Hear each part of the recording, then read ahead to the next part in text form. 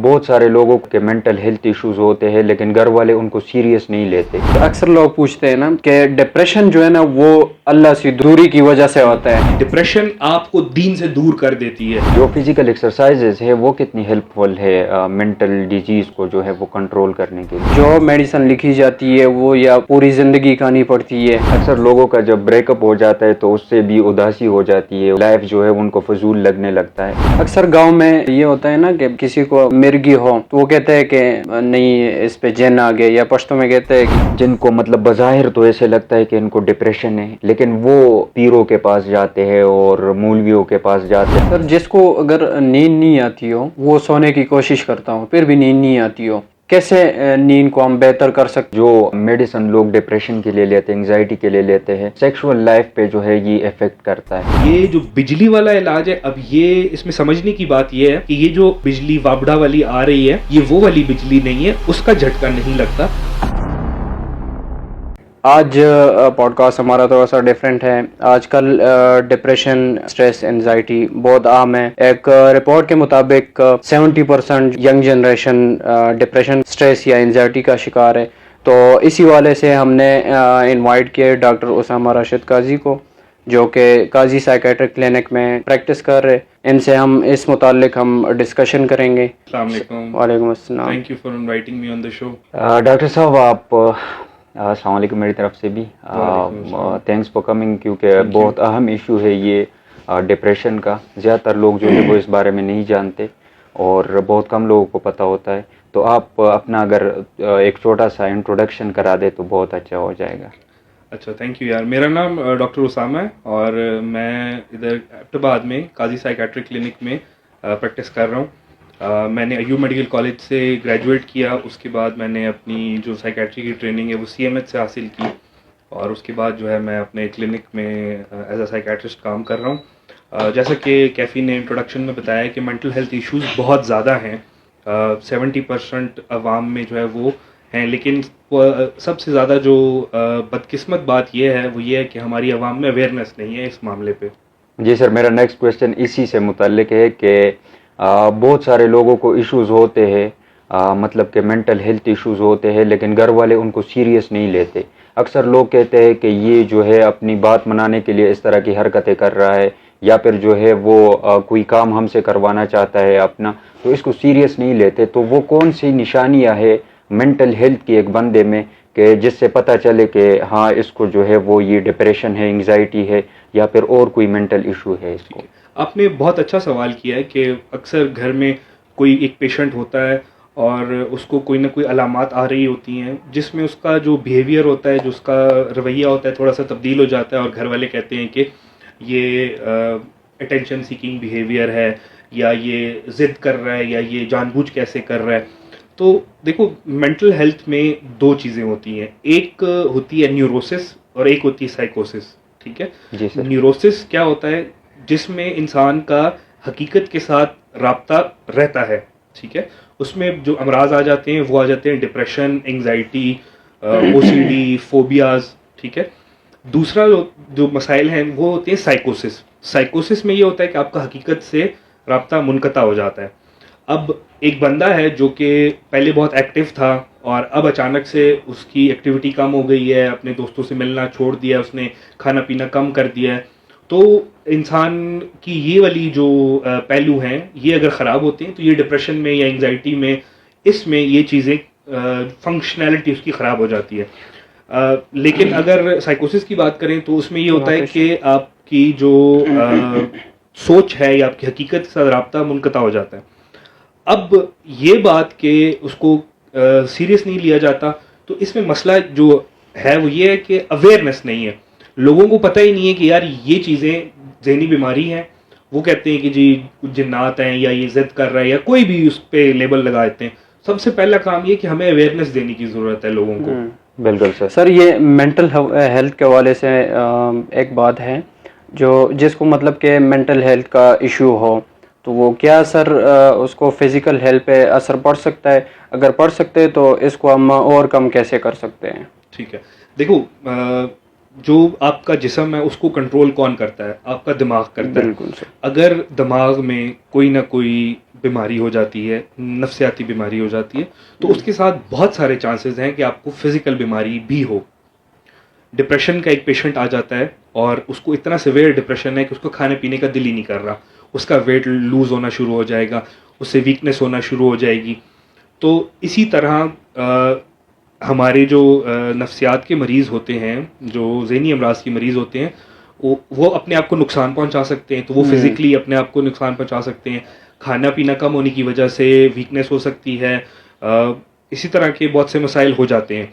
तो उसमें यही है कि ज़हनी सेहत के साथ साथ फिज़िकल सेहत दोनों को साथ लेके चलने की ज़रूरत है। अगर कोई पेशेंट है, उसको कोई फिज़िकल अलामात होती हैं, तो ये भी हो सकता है कि उसको ये डिप्रेशन की वजह से हो, क्योंकि कुछ सिम्टम्स होते हैं जिनको हम कहते हैं साइकोसोमैटिक सिम्टम्स। जैसे मैदे की बीमारी या मैदे की तेज़ाबियत बहुत ज़्यादा रिपोर्ट होती है हमारे मरीज़ों में। तो उसमें अगर आप रूल आउट कर लें तो कोई भी आपको अंदर इन्फेक्शन नहीं मिलेगा, कोई चीज़ नहीं मिलेगी। जब आप उसको प्रोब करते हैं तो वो ज़हनी मसला निकल आता है। एंग्जाइटी में अक्सर ये होता है कि मैदे में तेज़ाबियत ज़्यादा हो जाती है। तो ओवरकम करने का यही है कि आप सबसे पहले पहचानें कि जी ये जो बीमारी है ये किस वजह से है और इसका फिज़िकल हेल्थ के ऊपर क्या क्या प्रॉब्लम्स आ सकते हैं।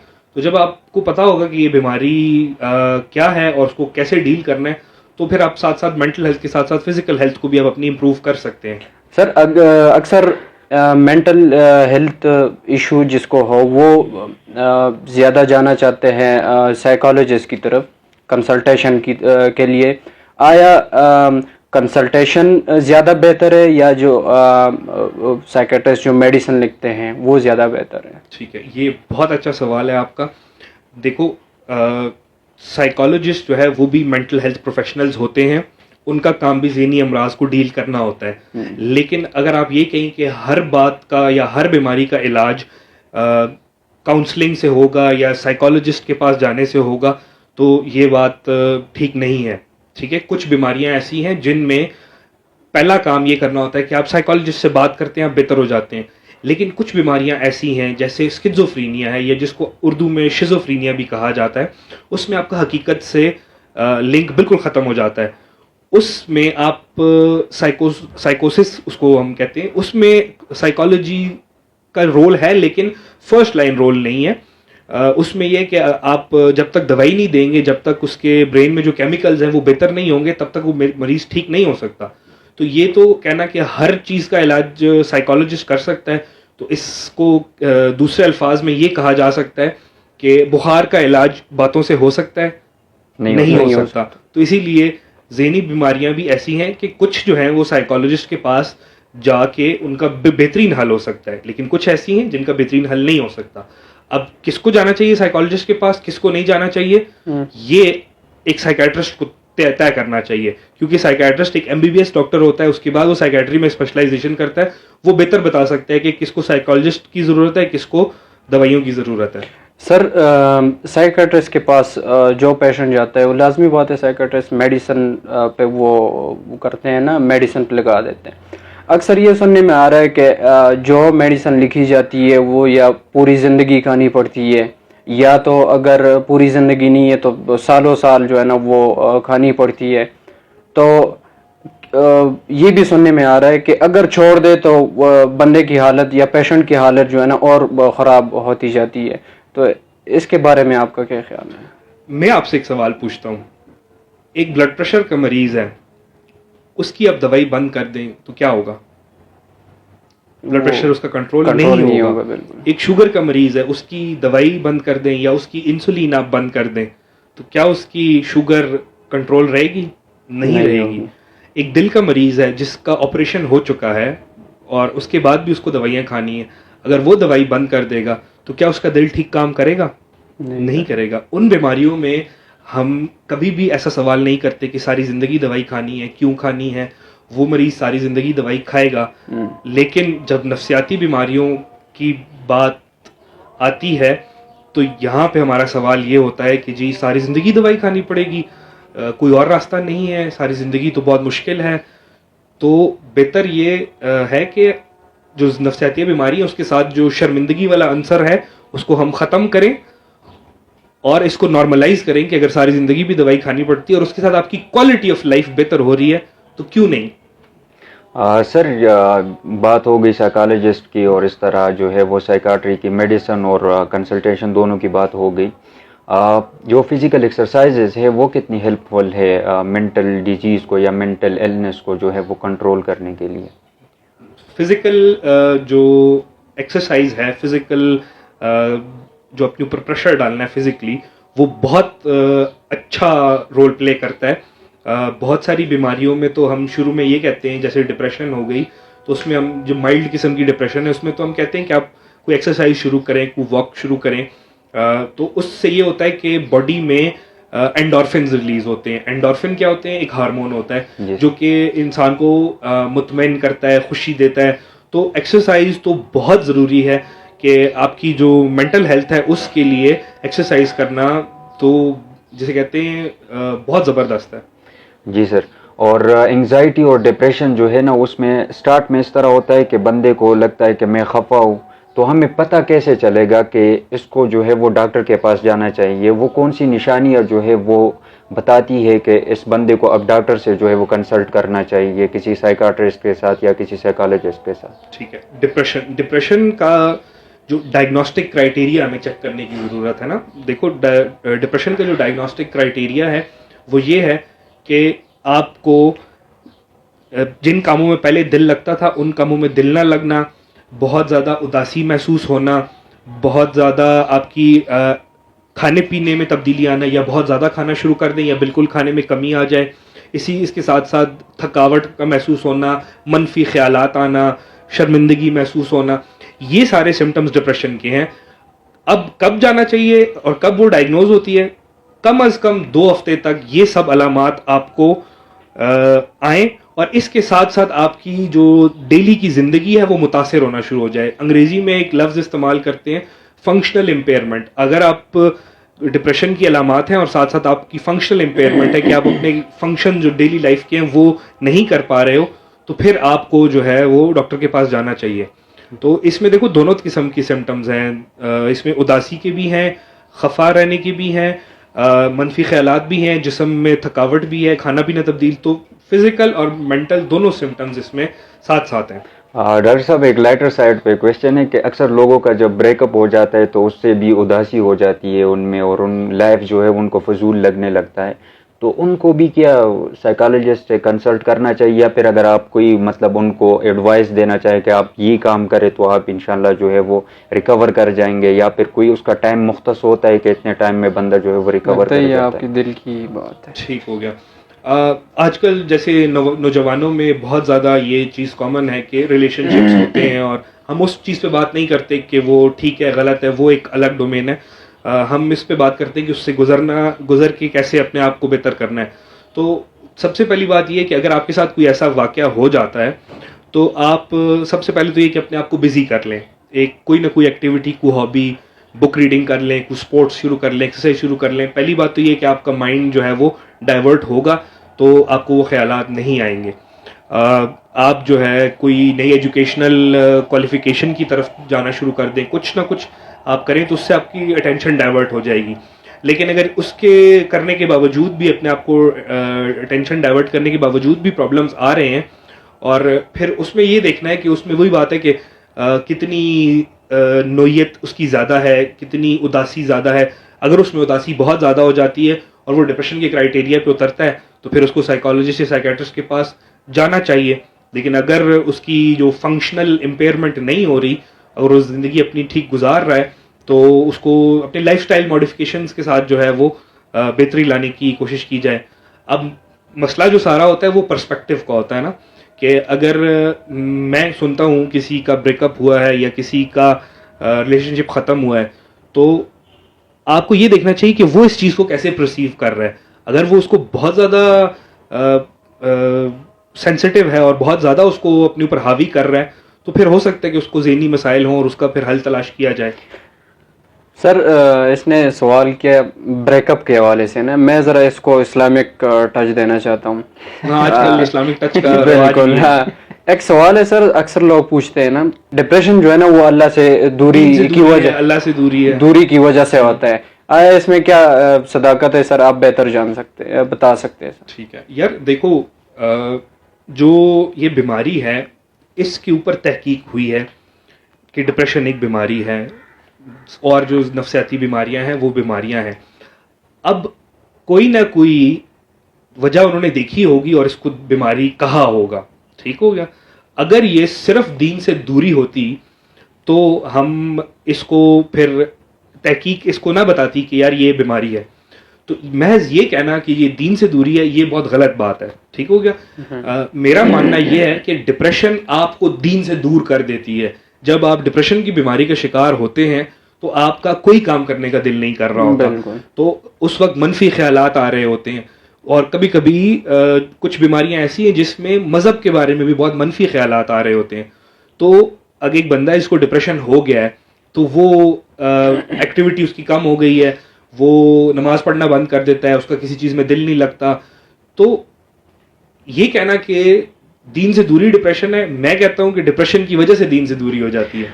सर उन लोगों के बारे में क्या कहेंगे जो जिनको मतलब बज़ाहिर तो ऐसे लगता है कि इनको डिप्रेशन है, एंग्जाइटी है, लेकिन वो पीरों के पास जाते हैं और मौलवियों के पास जाते हैं और उनसे दम कराते हैं। दम जो है वो सही है, वो तो हर बीमारी का शिफा जो है वो देती है, लेकिन उस बंदे को जो है वो उनके लिए वसीला भी होना चाहिए कि मेडिसिन भी ले, मतलब कि उनके जिस्म में कुछ जाए, ठीक है, तो उससे उनका मसला जो है वो हल हो। तो आप इसके बारे में क्या कहेंगे कि मतलब जाना चाहिए उन लोगों के पास जिसको डिप्रेशन है, एंग्जाइटी है, या नहीं जाना चाहिए? अच्छा देखो, बहुत सारे लोग हमारे मुल्क में जब उनको ज़हनी बीमारियां होती हैं तो वो पीरों फ़कीरों के पास जाते हैं। अब हम जिस दुनिया में रह रहे हैं हर बंदे का कोई ना कोई मज़हब है, कोई चाहे मुसलमान हो, चाहे वो हिंदू हो, चाहे वो ईसाई हो। स्पिरिचुअलिटी हर किसी में, हर बंदे की कोई ना कोई स्पिरिचुअलिटी होती है। तो अब आप एकदम से उसको उनकी लाइफ से एलिमिनेट नहीं कर सकते, ठीक हो गया। उनका ये बिलीफ बना हुआ है कि जी पीर फकीर के पास जाएंगे और वो दम करेगा और वो इलाज हो जाएगा। तो है तो कुछ गलत बात ही है, लेकिन हम उसको क्रिटिसाइज इतना नहीं करते कि लोगों का जो बिलीफ है वो एज साइकेट्रिस्ट जब हमें ट्रेनिंग दी जाती है तो हमें ये कहा जाता है कि अपनी जो आपके अपने जो रिलीजियस बिलीफ हैं उनको साइड पे रख के आपने सिर्फ मरीज की बात सुननी है और उसको उसके प्रॉब्लम्स को हल करना है। अब जो पीरों फकीरों के पास जाते हैं अगर उनको डांटना शुरू कर दे कि यार नहीं तुम्हें तो ज़हनी बीमारी है, तुम उधर क्या कर रहे थे, तो इसमें कोई दरमियाना रास्ता निकालने की ज़रूरत है जो कि हमारी सोसाइटी के लिए भी एक्सेप्टेबल हो, जो कि मरीजों का बेहतरी के लिए भी सबब बने। तो इसमें एक जो मेरा ख्याल है वो ये है कि जो पीर या फ़कीर हैं उनके साथ थोड़ी कोई एजुकेशनल सेशन रख दिया जाए कि उनको भी बताया जाए कि जी ये ज़हनी बीमारियां हैं, आप बेशक इसमें अपना जो इलाज तरीका इलाज है वो जारी रखें जो कि रिलीजियस इलाज है, लेकिन साथ साथ ये है कि मरीज़ को नफसियाती डॉक्टर के पास ज़रूर भेजें ताकि उसका बेहतर इलाज हो सके। सर ये इसी सवाल को अगर मैं देख लूँ मिर्गी के साथ, अक्सर गांव में ये होता है ना कि किसी को मिर्गी हो तो वो कहते हैं कि नहीं इस पे जिन आ गए, या पश्तो में कहते हैं कि ये दतपेरियान दी। सर वो अक्सर तावीज़ या दम दरूद के लिए लेके जाते हैं, जो कि अगर बाद में अगर बिगड़ जाए वो पेशेंट तो वो तब जाके जो है ना किसी साइकियाट्रिस्ट को दिखाते हैं। तो आप इस बारे में क्या कहना चाहेंगे? ठीक है यार, जो मिर्गी की बीमारी है उसको मल्टीपल लोग डील कर रहे होते हैं, उसको साइकियाट्रिस्ट भी डील कर रहे होते हैं, उसको मेडिकल स्पेशलिस्ट भी डील कर रहा होता है, उसको न्यूरोलॉजिस्ट भी डील कर रहा होता है। अब देखना ये होता है पहले कि जो मरीज को दौरा पड़ रहा है या उसको जो चक्कर आ रहा है, लोगों की जो टर्मिनोलॉजीज है उसमें दौरा भी है, चक्कर भी है, पश्तो में चपा भी वो कहते हैं, तो वो देखना है कि वो आया वाकई में मिर्गी का दौरा है या नहीं है। अगर तो उसको मिर्गी का दौरा है उसमें उसकी ज़ुबान कटी जाएगी, उसमें छोटा पेशाब जो है वो कपड़ों में निकल जाना ये भी उसकी एक अलामत है, चोट लगना ये मिर्गी के दौरे की अलामत है। तो वही बात है अवेयरनेस, जब तक आप अवेयरनेस नहीं क्रिएट करेंगे लोगों को पता नहीं चलेगा। बहुत सारे ऐसे दौरे भी हैं जिसमें मरीज बेहोश हो जाता है, मिर्गी की तरह का ही दौरा उसको पड़ता है, लेकिन उसका जब टेस्ट कराया जाए या उसको जब देखा जाए तो वो दौरा नफसियाती दौरा होता है। तो उसमें ये एक अवेयरनेस क्रिएट करेंगे। और अगर मिर्गी का दौरा है तो वो बहुत ख़तरनाक हो सकता है, क्योंकि उसमें आपके ब्रेन में इलेक्ट्रिकल चेंजेस जो कि होती हैं वो चेंज हो रही होती हैं, और उसमें ये कि अगर अनकंट्रोल्ड दौरे या फिट्स पड़ रहे हो तो वो एक मेडिकल इमरजेंसी भी बन सकती है जिसमें अनकंट्रोल्ड दौरे पड़ते हैं। तो अवेयरनेस की बात है यार, अवेयरनेस क्रिएट करने की जरूरत है कि मिर्गी का मरीज या कोई भी दौरे का मरीज है उसको डॉक्टर को दिखाया जाए। जरूरी नहीं है साइकेट्रिस्ट को ही दिखाएं, आप किसी मेडिकल स्पेशलिस्ट को दिखा सकते हैं, आप न्यूरोलॉजिस्ट को दिखा सकते हैं। वो ये डिटरमिन करेगा कि यार ये मिर्गी का दौरा है या नहीं है। अगर मिर्गी का है वो उसको ट्रीट करेगा, नहीं है तो वो साइकेट्रिस्ट के पास भेज देता है। सर ये आज का हमारा पॉडकास्ट इसी हवाले से कि लोगों को अवेयरनेस हो जाए, डिप्रेशन हो, एंजाइटी हो, स्ट्रेस हो या ये मिर्गी हो, अवेयरनेस हमारा मतलब है। सर अवेयरनेस की बात इसने की है, तो अवेयरनेस के बारे में मैं सुनता आ रहा हूँ और काफ़ी मरीजों से भी सुना है कि वो कहते हैं कि इस बंदे को डॉक्टर साहब ने बताया कि इसको बाइपोलर डिसऑर्डर है। तो ये बाइपोलर डिसऑर्डर आखिर है क्या? आप अगर जो है सिंपल वर्ड्स में हमें बता दे, लोगों को बता दे तो बहुत अच्छा हो जाएगा। बाइपोलर डिसऑर्डर साइकेट्री में एक बीमारी है जो कि बहुत ज़्यादा पाई जाती है। बाइपोलर डिसऑर्डर जैसे कि नाम में ही है बाइपोलर, ठीक है, दो पोल्स हैं, एक है मेनिया और एक है डिप्रेशन। ठीक हो गया। मेनिया में क्या होता है कि इंसान में बहुत ज़्यादा तेज़ी आ जाती है, बहुत ज़्यादा एनर्जी आ जाती है, इंसान बड़ी बड़ी बातें करने लग जाता है, नींद की ज़रूरत कम होती है, खाने पीने की ज़रूरत या तो कम होती है या अगर वो खाना शुरू करता है तो इतना ज़्यादा खाता है कि उसको रुकने का नाम नहीं लेता। तो मेनिया जो है वो तेज़ी वाली बीमारी है, गुस्सा, तेज़ी। दूसरी तरफ डिप्रेशन है, डिप्रेशन में दिल खफा रहना, उदासी, मनफी सोचें। तो इस बीमारी में मरीज कभी एक पोल पे जाता है, कभी दूसरे पोल पे जाता है। तो सिंपल अल्फाज में अगर कहें बाइपोलर डिसऑर्डर ये है कि एक तरफ उसमें मरीज में तेज़ी आएगी, कुछ एपिसोड होंगे, 2-3 महीने तेज़ी में गुजारेगा अगर इलाज नहीं होता, फिर उसके बाद ठीक हो जाएगा, फिर उसके बाद एक एपिसोड डिप्रेशन का आ जाएगा जिसमें उदासी और वो हो जाएगी। सिंपल अल्फाज में एक तरफ तेज़ी और एक तरफ उदासी, और या तेज़ी या बहुत ज़्यादा खुशी भी उसमें महसूस होती है। सिंपल अल्फाज में ये है। हाँ सर, जब भी किसी को डिप्रेशन होता है तो हम सुनते हैं कि सुसाइडल थॉट्स आ रहे हैं, और अक्सर लोग जो है ना वो खुदकुशी कर भी देते हैं। इसकी क्या वजह है? साइंस इसके बारे में और आपकी जो फील्ड है साइकाट्री, ये इस बारे में क्या कहती है? हाँ, ये जो बीमारी है डिप्रेशन या इवन कुछ साइकोटिक बीमारियां भी ऐसी होती हैं जिसमें इंसान के जहन में मनफी ख्यालात पैदा होते हैं, और वो ख्यालात गिल्ट की वजह से होते हैं। वो ख्यालात जो बहुत ज़्यादा स्ट्रेस उनकी लाइफ में आ जाए उसकी वजह से उससे कोप ना कर पा रहे हों, तो उनको ये लगता है कि जी ज़िंदगी अच्छी नहीं है, बेहतर नहीं है, इससे ज़्यादा बेहतर है कि हम अपनी ज़िंदगी को ख़त्म कर लें। ठीक है। और पाकिस्तान में सुसाइड रेट जो है वो काफ़ी ज़्यादा है, लेकिन हम उसको डेटा कलेक्शन यहाँ पे नहीं है तो इतना वो सतह पे आता नहीं है। तो सुसाइड के जो ख्यालात आना है, ये एक बीमारी जो डिप्रेशन है उसकी सिवियर फॉर्म ऑफ डिप्रेशन में ये एक अलामत है कि इस पेशेंट इतना ज़्यादा मायूस और इतना ज़्यादा वो हो जाता है कि उसका जीने का दिल ही नहीं करता। तो उसमें यह है कि उसका इलाज करना बहुत ज़रूरी है। उसमें दवाइयों के ज़रिए इलाज हो सकता है, उसमें इलेक्ट्रोकन्वल्सिव थेरेपी बहुत अच्छी है, ईसीटी जिसको हम कहते हैं, या आम ज़बान में कहा जाता है कि जो झटकों वाला इलाज है या बिजली वाला इलाज है वो बहुत अच्छा है। सर इसके बारे में एक आम परसेप्शन है लोगों की, ये जो आपने ईसीटी की बात की है कि फ़ला बंदे को जो है ना वो सिंपल वर्ड्स में मैं कहूँ तो उसको करंट देते हैं। तो उन लोगों को ये चीज़ जो है ना ये थोड़ा सा वो लगता है कि इसके साइड इफ़ेक्ट ज़्यादा है रदर देन कि ये ठीक कर देता है। ठीक है ना, तो इसके बारे में आप अगर बताना चाहें। ठीक है। इलेक्ट्रोकन्वल्सिव थेरेपी बहुत पुराना तर्ज इलाज है जो कि काफ़ी सालों से इस्तेमाल हो रहा है। अब ये जो बिजली वाला इलाज है, अब ये इसमें समझने की बात ये है कि ये जो लाइट बिजली वाबड़ा वाली आ रही है ये वो वाली बिजली नहीं है, उसका झटका नहीं लगता, उसकी जो फ्रीक्वेंसी या उसकी जो वोल्टेज है वो बहुत ज़्यादा होती है वाबड़ा की।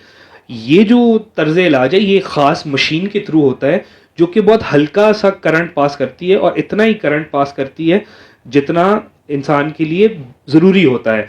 इसमें होता ये है कि हम करंट के थ्रू एक फिट प्रोड्यूस करते हैं, जिसको हम मिर्गी का दौरा किस्म का फिट होता है एक, वो प्रोड्यूस करते हैं, और उससे दिमाग में जो कीमियाई तब्दीलियां या खराबियां हुई होती हैं उसको ठीक करने की कोशिश करते हैं। और इसमें कोई भी परेशानी की या इसमें ख़तरनाक कोई बात नहीं है। ये बहुत सेफ तरीका इलाज है। अगर आपने सारे के सारे जो लवाजमात इसके साथ हैं वो पूरे किए हों, मरीज़ 5 घंटे खाली पेट हो, उसने कुछ खाया पिया ना हो, फिर एनेस्थीसिया उसको दिया जाए, मसल रिलैक्सेंट दिए जाएं, तो उसमें बहुत अच्छे तरीके से मरीज़ का और बहुत सेफली इलाज हो जाता है। और इसके जो साइड इफ़ेक्ट्स हैं वो बहुत थोड़े से हैं और वो बहुत शॉर्ट टर्म हैं। ज़्यादा से ज़्यादा जो साइड इफ़ेक्ट्स हैं वो ये है, कुछ दिन तक जिस्म में दर्द महसूस हो सकता है, बहुत रेयर केसेस में, बहुत कम लोगों में थोड़ी बहुत कुछ वक्त के लिए याददाश्त के प्रॉब्लम्स हो सकते हैं, वो भी बहुत कम है। उसके अलावा कोई इसका मेजर साइड इफेक्ट नहीं है। ये बरसों से चलता आ रहा है और बरसों तक चलता रहेगा और एक बहुत अच्छा तर्ज इलाज है। Other than suicide, can depression kill someone? Suicide के अलावा डिप्रेशन कैन किल समवन, हाँ, उसमें इतनी सिवियर डिप्रेशन हो जाए कि इंसान का बिल्कुल खाने पीने का भी दिल ना करे।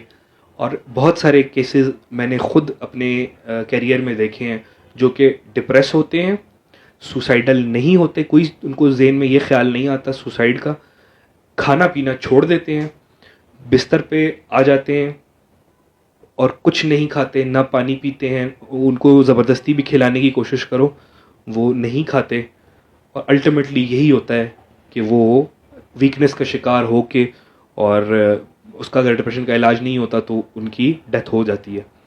तो सुसाइड के अलावा भी डिप्रेशन में डेथ हो सकती है। जी सर। सोशल मीडिया आजकल बहुत आम है, हर कोई जो है वो यूज़ करता है, और बात यहाँ तक पहुँच गई है अगर थोड़ी देर के लिए वाईफाई बंद हो जाए या फिर जो है वो फेसबुक वगैरह काम करना छोड़ दे या फिर कोई और ऐप, तो लोगों को जो है ना वो वक्ती तौर पर डिप्रेशन होने लग जाता है। तो डिप्रेशन और सोशल मीडिया का आपस में कोई इंटर लिंक है या नहीं है? ठीक है, ये आपने जो सवाल किया वो बहुत रेलेवेंट सवाल है आज की दुनिया में।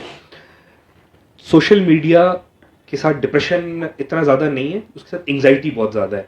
एंग्जाइटी ये है कि जी वाईफाई बंद हो गया, अब परेशानी शुरू हो गई, वो बेचैनी शुरू हो गई कि नोटिफिकेशंस चेक करूं, मैं अपने ईमेल चेक करूं, अपना व्हाट्सएप चेक करूं। तो बेसिकली होता क्या है कि जो ये स्क्रीन को हम देखते हैं, किसी ने आपकी पिक्चर पे कमेंट किया है या लाइक किया है, 50 लाइक्स हैं, 100 लाइक्स हैं, हम देखते हैं तो हमारे ब्रेन में डोपामीन रिलीज होता है जो कि हमें एक प्लेजर का हिट देता है, खुशी की हिट देता है, उससे हम जो है वो खुश होते हैं। सर आपने डोपामीन की बात की है, इसको ज़रा आजकल हम सुनते आ रहे हैं हर जगह से कि हमारे जो डोपामीन है वो लॉक्ड है सोशल मीडिया के साथ, ठीक है ना, उसके बगैर हमारा गुजारा नहीं है। तो डोपामीन की ज़रा अगर फिनोमेना आप आसान अल्फाज में समझाए तो बहुत अच्छा होगा। आसान अल्फाज में ये कि डोपामीन एक केमिकल है जो कि हमारे दिमाग में होता है, और किसी भी नशे में या किसी भी एडिक्शन में डोपामीन का बहुत बड़ा रोल है। अब सोशल मीडिया के बारे में अगर बात करें तो हम नोटिफिकेशंस देखते हैं, हम मैसेजेस देखते हैं, कोई भी चीज़ देखते हैं तो डोपामीन दिमाग में केमिकल रिलीज होता है जो हमें बहुत ही ज़्यादा खुशी का एहसास देता है और वक्ती तौर पे वो बहुत खुशी होती है। उसके बाद डोपामीन जो है वो ख़त्म हो जाता है। फिर क्या होता है कि डोपामीन एडिक्टिव भी बहुत है, हमें दोबारा वो डोपामीन का हिट चाहिए होता है। अब वो चाहे हम सोशल मीडिया को दोबारा स्क्रॉल करके, दोबारा देख के दोबारा डोपामीन हासिल करते हैं, या अगर कोई नशा करता है तो वो दोबारा नशावर चीज़ इस्तेमाल करता है और उससे उसको डोपामीन का हिट मिलता है। जी सर, आपने बात की है कि सोशल मीडिया और डोपामीन और इधर उधर सारी एडिक्टिव है, तो कुछ लोगों को इतना एडिक्शन होता है सोशल मीडिया का, खास करके फेसबुक का, कि वो पूरी रात जो है वो जागते रहते हैं और फिर जो है दिन को सोते। तो क्या ये जो दिन का सोना है ये ज्यादा इंपॉर्टेंट है या फिर रात का सोना? क्योंकि अक्सर लोग कहते हैं कि 8 घंटे की नींद हम पूरी कर लेते हैं अगर दिन को सोए या रात को। बिल्कुल। तो इसके बारे में अगर आप थोड़ा सा बता दे तो जो है वो फायदा हो जाएगा लोगों ठीक का। है यार, देखो हमारी जो बॉडी है वो कैसे डिज़ाइन हुई हुई है, वो रात को सोने के लिए और दिन को जागने के लिए डिज़ाइन हुई है। तो जब भी आप नेचर के खिलाफ जाते हैं तो प्रॉब्लम्स क्रिएट होते हैं, ठीक है। इसी तरह आप रात को देर तक जागते हैं और सुबह देर तक सोते हैं, तो आपकी बायोलॉजिकल क्लॉक जो है वो डिस्टर्ब हो जाती है। जब बायोलॉजिकल क्लॉक डिस्टर्ब हो जाती है तो उसके साथ भी फिर आपको फिजिकल और मेंटल दोनों मसाइल शुरू हो जाते हैं। तो और इसी के साथ साथ फिर आपकी स्लीप की क्वालिटी भी ख़राब हो जाती है। रात को अगर आप सोते हैं तो वो क्वालिटी कोई और है नींद की, और जो आप दिन को सोते हैं, दिन को चाहे आप 8 के बजाय 18 घंटे सोएं, लेकिन जो रात की नींद है 6 घंटे की भी या 7 घंटे की भी अगर अच्छी नींद हो तो रात की जो नींद है वो बेहतर है। और सोशल मीडिया का ज़्यादा इस्तेमाल करने से डोपामिन रिलीज होता है, जो कि फिर मेलाटोनिन एक हार्मोन है जो नींद प्रोड्यूस करता है। तो डोपामिन जब ज़्यादा होता है तो वो मेलाटोनिन को भी काम करने नहीं देता। तो सोशल मीडिया जो है वो रूट कॉज है आजकल की यंग जनरेशन के अंदर जितने भी प्रॉब्लम्स हैं, वो उसका root cause social media. Sir हमारा जो ये यंगस्टर्स के बारे में है ज़्यादा, तो एक यंगस्टर को which is 25 to 30 years old, उनको रात में जो है वो कितना सोना चाहिए, कितना टाइम उनको सोना चाहिए, कितने घंटे सोना चाहिए? रात को 7 से 8 घंटे सोएं तो एडिक्वेट है एक नॉर्मल अडल्ट के लिए। सर जिसको अगर नींद नहीं आती हो, वो सोने की कोशिश करता हूँ, फिर भी नींद नहीं आती हो, सुबह तक वो जागता रहता है, तो सुबह उसको अगर नींद आ जाए तो वो सो जाता है। सर कैसे नींद को हम बेहतर कर सकते हैं, या जल्दी सो सकते हैं और जल्दी नींद आ सकती है? ठीक हो गया। देखो, स्लीप हाइजीन एक चीज़ होती है जिसमें क्या होता है कि आपने अपनी जो नींद होती है उसके लिए बेहतर माहौल बनाना होता है। आप शाम के बाद सोशल मीडिया का इस्तेमाल बंद कर दें। आप चाय, कॉफ़ी, सिगरेट, नस्वार, इन चीज़ों का इस्तेमाल शाम के बाद बंद कर दें। आप खाना जो है वो जल्दी खा लें, सोने से तकरीबन 2 घंटे पहले खाना खा लें। जब आप सोने के लिए जा रहे हैं, जो टाइम मुकर्रर है सोने का, उस पे आप कमरे में लाइट्स कम कर दें, लाइट उससे सोने से थोड़ी देर पहले ही लाइट्स कम कर दें। शावर ले लें आप और पुरसकून माहौल बना लें सोने के लिए, तो उससे बहुत सारे मसले मसाइल हल हो जाते हैं। ये सब चीज़ें करने के बावजूद अगर किसी को नींद नहीं आ रही तो फिर कोई और मसला हो सकता है, कोई ज़हनी बीमारी हो सकती है जिसकी वजह से नींद नहीं आ रही। तो सबसे पहले ये है कि हम जो हमारी लाइफस्टाइल के मसले हैं, जो कि हमारी ज़िंदगी गुजारने का तरीका है, उसको बेहतर करें कि ये जो सारी चीज़ें मैंने बताई हैं इनका इस्तेमाल ना करें, नींद के लिए अच्छा माहौल बनाएं और फिर सोने की कोशिश करें। तो उम्मीद है कि वो मसला हल हो जाएगा। नहीं होता तो फिर आप अपने डॉक्टर से रुजू कर सकते हैं। Sir when should a person start taking medicine for sleep? अगर किसी को प्रॉब्लम है, इंसोमिया है, तो कब मेडिसिन लेना चाहिए? उनको कब तक देखना चाहिए कि हाँ मैं ट्राई कर लेता हूँ, आज नींद नहीं आई है, चलो कल आ जाएगी, परसों आ जाएगी, इस तरह करते करते अपनी कोशिश के बाद जो है कब ऐसा मौका आता है कि उनको जो है वो मेडिसिन की तरफ जाना चाहिए? ठीक हो गया। देखिए, सबसे पहले जैसे मैंने बताया कि वो ये अपनी जो स्लीप हाइजीन पे काम करे, अपनी जो तर्ज ज़िंदगी उसको बेहतर करे। उसके बावजूद भी अगर नहीं आ रही और 2 हफ्ते गुजर जाते हैं तो मेरे ख्याल में 2 हफ्ते बाद आपको फिर अपने डॉक्टर से रुजू करना चाहिए कि मुझे नींद नहीं आती। वो देखेगा सिर्फ नींद ही नहीं आ रही या उसके साथ और भी कुछ अलामात हैं, और फिर वो उस हिसाब से आपको कोई ना कोई गाइडेंस फराहम करेगा। सर मेडिसिन की बात की हमने, तो जो मेडिसिन लोग डिप्रेशन के लिए लेते हैं, एंजाइटी के लिए लेते हैं, या फिर बाकी जितने भी मेंटल हेल्थ से रिलेटेड इश्यूज है, तो इसके क्या साइड इफ़ेक्ट्स है? एक आम परसेप्शन है कि सेक्सुअल लाइफ पे जो है ये इफ़ेक्ट करता है। ठीक हो गया। ये एक बहुत इम्पॉर्टेंट सवाल है, और as human beings all over the world, मैं सिर्फ पाकिस्तान की बात नहीं करूँगा, और ख़ासकर स्पेशली पाकिस्तान में, कि इस चीज़ को हम बहुत ज़्यादा अहमियत देते हैं, जो कि सेक्सुअल हेल्थ है या रिप्रोडक्टिव हेल्थ है। तो देखो, कुछ बीमारियां ऐसी हैं जिनमें, ज़हनी बीमारियां ऐसी हैं जिनमें सेक्सुअल प्रॉब्लम्स शुरू हो जाते हैं मुख्तलिफ तरह के। अब हमारी जो दवाइयां हैं, कुछ दवाइयां वो उन्हीं सेक्सुअल प्रॉब्लम्स का इलाज भी हैं। वो दवाई आप इस्तेमाल करते हैं तो आपकी जो सेक्सुअल हेल्थ है वो बेहतर होती है। इसके साथ साथ कुछ दवाइयां ऐसी भी हैं जो कि बिल्कुल आपकी सेक्सुअल हेल्थ को इम्पैक्ट करती हैं, उसको कम करती हैं। तो ये तो अब देखा जाता है कि किस मरीज़ को कौन सी बीमारी है और उसको कौन सी दवाई दी जाती है। और फिर हर दवाई के साथ प्रॉब्लम नहीं होता और हर दवाई की हर मिकदार के साथ भी नहीं होता। अब एक दवाई है, मैं एग्जांपल देता हूँ कि 5 मिलीग्राम में आप इस्तेमाल करेंगे तो आपको उसके साथ साइड इफ़ेक्ट नहीं आएगा, 10 मिलीग्राम में आप इस्तेमाल करेंगे तो उसमें साइड इफ़ेक्ट आएगा। बहुत सारी दवाइयों के जो साइड इफ़ेक्ट्स हैं वो डोज रिलेटेड है। तो फिर ये कहना कि ज़हनी जो दवाइयाँ हैं उन सब से जो है वो सेक्सुअल हेल्थ ख़राब होती है या मर्दाना कमज़ोरी हो जाती है, तो ऐसी बात नहीं है। कुछ दवाइयाँ ऐसी भी हैं जो कि बेहतर करती हैं इन चीज़ों को। उस पे अगर हम फिर कभी डिटेल से बात करें तो वो ज़्यादा बेहतर होगा। सर ऑनलाइन गेम्स की तरफ अगर आए तो ऑनलाइन गेम्स आजकल बहुत इन है। क्या sir online games mental health पे असर करती है, क्योंकि आजकल यंग जनरेशन इसमें बहुत एडिक्ट है सर। तो हाँ, ऑनलाइन गेमिंग और वैसे भी जो वीडियो गेमिंग है वो दुनिया में ही बहुत ज़्यादा मकबूल होती जा रही है और उसके साथ साथ फिर गेमिंग रिलेटेड डिसऑर्डर्स भी बहुत सारे होते जा रहे हैं। कुछ लोग होते हैं जिनको इस वीडियो गेम्स की एडिक्शन हो जाती है और फिर उसके साथ साथ उनकी ज़िंदगी में उनकी रवैये में तब्दीली आना शुरू होती है, चिड़चिड़ापन आना शुरू हो जाता है, गुस्सा आना शुरू हो जाता है, नींद के मसाइल शुरू हो जाते हैं। तो देखो यार, कोई भी चीज़ अगर आप नॉर्मल लिमिट्स में रह के करते हैं तो वो बेहतर है। Excess of everything is bad. किसी भी चीज़ को आप ज़रूरत से ज़्यादा या एक ख़ास हद मुकर्रर से ज़्यादा करेंगे तो वो आपके लिए मसले मसाइल बनेंगे। इसी तरह ये गेमिंग जो है वो अब प्रॉपर इसकी बारे में एक डायग्नोसिस जो है वो उन्होंने बनाई है, एक बीमारी इसको लेबल की है गेमिंग डिसऑर्डर के नाम से, ठीक है। तो जब आप किसी भी चीज़ में हद से तजावुज़ करते हैं तो वो प्रॉब्लम्स क्रिएट करती है। तो उसमें यही है कि हमें मैनेज करना चाहिए अपनी चीज़ों को, कि हमें एक ख़ास हद में रह के काम करना चाहिए। सर कितना टाइम देना चाहिए वैसे ऑनलाइन गेम्स को? देखो, कोई भी काम होता है तो उसको अगर आप एंजॉयमेंट के लिए गेम खेलते हैं ना, आप दिन में 1 घंटा खेलें, ज़्यादा से ज़्यादा 2 घंटा खेलें, काफ़ी है मेरे ख्याल में। लेकिन अगर आप उसको 8 घंटे 10 घंटे खेलेंगे तो वो फिर प्रॉब्लम बनेगा, ठीक है। तो इसमें कोई ख़ास ये नहीं है कि जी आपने रोज़ 2 घंटे खेला तो आपको बीमारी नहीं होगी या आप बेहतर रहोगे। कोशिश की जाए कि कम से कम खेला जाए और उसको एंजॉय करके खेला जाए।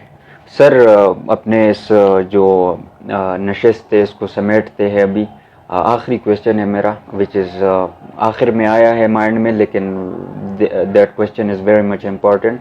और ये है कि अक्सर लोग जो है घरों में जो सिबलिंग्स होते हैं वो जो छोटा वाला होता है या दरमियाना वाला होता है उसको बुली करते हैं कि तुम में ये कमी है, तुम ये नहीं कर पाओगे, तुम ये नहीं कर सकते, तुम पढ़ाई में कमज़ोर हो, और तो फला काम तुमने क्यों किया है।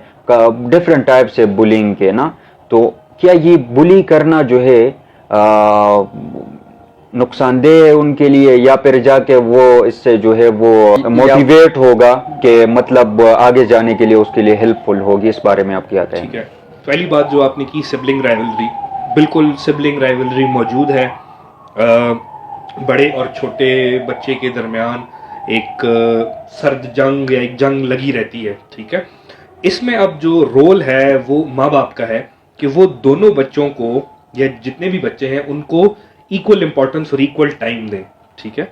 अब जहाँ तक बात रही बुलिंग की, तो बुलिंग हमेशा नुकसानदेह ही होती है। आप किसी को ताने दो, आप उसको क्या कहते हैं बुरा भला कहो कि तुम ये नहीं कर रहे, तुम वो नहीं कर रहे, या आप अपनी बड़ा अगर बच्चा है तो वो अपनी जोर का गैर ज़रूरी इस्तेमाल करके छोटे भाई से काम करवा रहा है या उसको मार रहा है, टॉर्चर कर रहा है, तो ये हमेशा नुकसानदेही होती है लॉन्ग टर्म में। वक्ती तौर पे अगर आपको ना भी महसूस हो, लॉन्ग टर्म में ये प्रॉब्लम्स क्रिएट करती है। अब इस सारे मसले का जो हल क्या है? हल ये है कि माँ बाप जो हैं वो हर बच्चे को उसकी इक्वल इम्पोर्टेंस दें, ठीक है। पहला बच्चा है उसको फुल इम्पोर्टेंस मिलती है, उसके 2 साल बाद 3 साल बाद या साल बाद दूसरा बच्चा आता है तो पहले वाले को ये प्रॉब्लम होना शुरू हो जाता है कि मेरी इंपॉर्टेंस कम हो रही है, ठीक है। तो पहले वाले को भी इक्वल इंपॉर्टेंस और दूसरे वाले को भी इक्वल इंपॉर्टेंस, और एक बैलेंस। माँ बाप का काम है कि वो बैलेंस रखें और जब ये बात आपने छेड़ी है तो मैं एक और बात करना चाहूँगा जो कि बहुत इंपॉर्टेंट है और वो लोगों तक पहुँचे, वो ये है कि हमारे माशरे में बच्चे पैदा करके बाप माओं के हवाले कर देते हैं कि इनको पाल पोस के बड़ा करो, और ज़्यादातर हमारे जो वालिदैन हैं उनका वक्त जो है वो पैसे कमाने में, उन बच्चों के लिए ही पैसे कमा रहे होते हैं, अपनी फैमिली के लिए कमा रहे होते हैं, उनको एक अच्छा लग्जूरियस लाइफस्टाइल देने के लिए वक्त जो है वो काम करने में गुजर जाता है। तो ये भी बहुत सारे प्रॉब्लम्स का बायस बनता है। बाप का अपने बच्चों की ज़िंदगी में होना बहुत ज़रूरी है। आप अगर 1000 रुपये कमाते हैं, आप 500 कमा लें, लेकिन बाकी टाइम अपने बच्चे की ज़िंदगी में मौजूद रहें। वो 500 रुपये से ज़्यादा वो टाइम कीमती है जो वो अपने बच्चे को देंगे। सर इसी से जो है वो रेलेवेंट क्वेश्चन है कि एक बाप को, एक मतलब माँ को कितना फ्रेंडली होना चाहिए अपने बच्चों के साथ, क्योंकि हम सुनते आ रहे हैं कि फला बंदा जो है वो इमोशनली ब्लैकमेल कर रहा है इस बंदे को या इस बंदी को। तो इसमें कितना इम्पोर्टेंस है माँ बाप के मतलब बिहेवियर का अपने बच्चों के साथ, या फिर अगर उनकी नेग्लिजेंस है तो वो कितना जो है वो इफेक्ट कर सकती है बच्चे को। ठीक है, माँ बाप को कितना फ्रेंडली होना चाहिए? माँ बाप को बिल्कुल फ्रेंडली होना चाहिए। पेरेंटिंग जो है वो भी एक साइंस है, एक आर्ट है। आप जो है पैदा होते हो तो आप वालिद या वालदा की जीन्स आपके अंदर पहले से नहीं होते। आप जब बच्चा आपका दुनिया में आता है, आप भी सीख रहे होते हो, बच्चा भी सीख रहा होता है, आप भी रोज़ नई चीज़ अपने बच्चों से सीख रहे होते हैं। बच्चों की तरबियत कैसे करनी है वो हम भी साथ साथ सीख रहे होते हैं। ये नहीं है कि पहले से हमारे अंदर मौजूद है। तो उसमें थोड़ी सी मेहनत करनी चाहिए कि जी हम अपने बच्चों की हमें तरबियत बेहतर कैसे करनी चाहिए। अब अगर आप बिल्कुल ही गुस्सा और डांट डपट और छोटी सी गलती पे भी बच्चे को आप डांट देंगे, मार देंगे, तो अगर वो कोई बड़ी गलती कर देगा तो वो आपको नहीं बताएगा, वो छुपाएगा, जिससे फिर और मसले मसाइल पैदा होंगे। मेरे हिसाब से ये है कि पेरेंट्स को फ्रेंडली होना चाहिए, लेकिन जो चीज़ें गलत हैं उस पर उनको स्ट्रिक्ट भी होना चाहिए। लेकिन उनको हमेशा बच्चों को इतनी स्पेस देनी चाहिए कि अगर बच्चे से कभी कभार गलती हो गई है तो वो बच्चे इंस्टेड ऑफ अपने किसी दोस्त को बताएं, अपने किसी चाचे मामे को बताएं, किसी को भी बताएं, सुसाइड की तरफ भी जा सकते हैं। सुसाइड की तरफ चले जाएं। उससे बेहतर ये है कि बच्चों को पता हो कि मेरा बाप या मेरी माँ मेरी बात सुनेगी और मेरा जो मसला है उसको हल करेगी। आप जिन चीज़ों पे स्ट्रिक्टनेस करने की ज़रूरत है उन पे बेशक स्ट्रिक्टनेस करें, लेकिन साथ साथ फ्रेंडली माहौल भी रखें। हमारा मसला ये है कि हम यहाँ पे गुस्सा तो फुल टाइम चल रहा होता है, स्ट्रिक्टनेस हर चीज़ पे हो रही होती है, लेकिन फ्रेंडलीनेस हम नहीं दिखाते। या तो हम बड़े न्यूट्रल से होके घूम रहे होते हैं, वालिदैन या खासकर जो बाप हज़रात हैं वो बिल्कुल न्यूट्रल से होके ना इमोशन शो करेंगे, बच्चे अपने को गले नहीं लगाएंगे, बच्चे को प्यार नहीं करेंगे।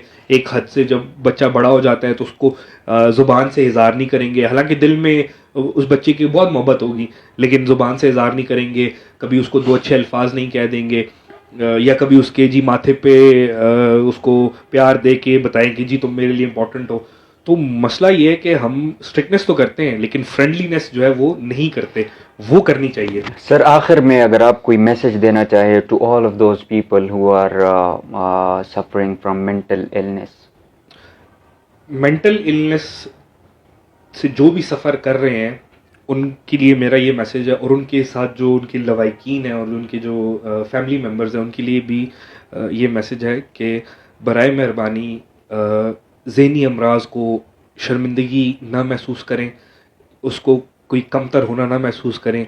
जैसे किसी बंदे को बुखार हो सकता है, किसी को कैंसर हो सकता है, किसी को दिल का मसला हो सकता है, किसी को शुगर ब्लड प्रेशर हो सकता है, इसी तरह किसी को भी ज़हनी अमराज हो सकते हैं। उसमें मरीज़ की गलती नहीं होती, उसमें मरीज़ जानबूझ के नहीं कर रहा होता। उस मरीज़ को समझने की कोशिश करें, उसके साथ मुस्बत अंदाज में रवैया रखें और उसकी मदद के लिए उसको ठीक जगह पे पहुंचाएं। सर थैंक यू सर, आप से बहुत जानने को मिला, यकीनन देखने वालों को भी मिला होगा। तो यहाँ तक था हमारा पॉडकास्ट, और अगर आपको कोई भी क्वेश्चन करना हो या फिर आप जो है डॉक्टर साहब से डायरेक्ट पूछना चाहते हैं कोई भी चीज़, तो डॉक्टर साहब आप अगर अपनी कोई सोशल ऐप के जी बारे हम में आप अपने बताना सारे चाहते फोन हैं। नंबर्स आपके साथ शेयर कर शेयर देंगे। कर लेंगे। और thank you so much for inviting me. Thank you so बड़ा मच, अच्छा लगा प्लेजर आपसे इज बात आवर करके। Thank you. Thank you so thank much you.